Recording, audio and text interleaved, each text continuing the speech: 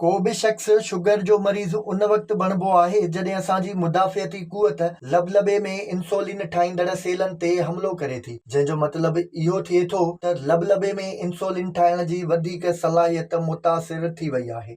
दुनिया में शुगर जो मर्ज़ तेज़ीअ सां फहिलिजी रहियो आहे, जंहिंजे करे वॾे अंग में माण्हू इन मर्ज़ में मुब्तला थी रहिया आहिनि। पर माहिरनि इन मर्ज़ खे ज़ाब्ते में रखण जो हिकु सवलो तरीक़ो ॿुधायो आहे। बरतानवी ख़ाबिरू इदारे मूजिबि यूके ज़ियाबतीस चैरिटी तरफ़ां इहो मशवरो ॾिनो वियो आहे त हर अधु कलाक में 3 मिंटनि ताईं पंधु करणु शुगर लेवल खे बहितर बणाए सघे थो। टाइप 1 ज़ियाबतीस में मुब्तला 32 माण्हुनि ते ॿधल हिकु तहक़ीक़ कई वई, जंहिंजे मूजिबि रोज़ वक़्फ़े वक़्फ़े सां 7 कलाकनि ताईं पंधु करणु शुगर जी सितह में घटिताईअ जो सबबु बणिबो आहे। 7 कलाक पंधु ॿुधण सां तव्हांखे ईअं लॻंदो हूंदो त इहो त ॾुखे में ॾुखियो कमु आहे। छा कोई सॼे ॾींहं में 7 कलाक पंधु सवलाईअ सां करे सघे थो? इहो त तव्हांखे मुमकिन ई न लॻंदो, पर हक़ीक़त में इहा का वॾी ॻाल्हि नाहे। उन लाइ हर अधु कलाक खां पोइ 3 मिंटनि ताईं थोरो पंधु करणो आहे। पोइ उहा कंहिं हाल में अचु वञु हुजे या घर खां कंहिं सब्ज़ी फ्रूट या खीर जे दुकान ताईं ई पंधु हुजे, इहो तव्हांजी सिहत लाइ बहितर हूंदो आहे। लाज़मी न आहे त शुगर जा मरीज़ ठीक ठाक ॻरो पंधु कनि, पर घर जे कमकार वारी अचु वञु खे बि इन पंध में शामिल करे सघिजे थो। शर्त इहो आहे त तक़रीबन हर अधु कलाक में 3 मिंटनि ताईं इहो पंधु